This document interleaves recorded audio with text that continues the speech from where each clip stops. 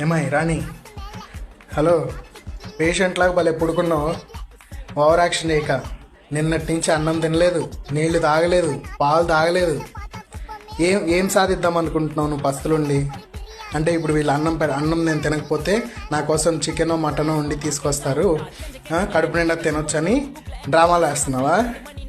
2 రోజులైనా సరే నీకే కాదు నాకు కూడా పెట్టదమ్మ చికెన్. ఓవర్ యాక్షన్ చేయక, అర్థమవుతుందా? మర్యాదగా పెట్టింది తినేసి పడుకో. ఎట్టనో నా మంచం ఆక్రమించావు, నా రూమ్ ఆక్రమించావు. ఇంక నన్నే రేపు మాపు రోడ్డు మీదకి నెడతావు నువ్వు. లే, అసలు నువ్వు ముందులే. నిన్ను అసలు బెడ్రూమ్లోకి తీసుకురావడమే నా తప్పులే. లే, నా బెడ్షీట్ మంచిగా కప్పుకున్నావు. Get out from my bedroom.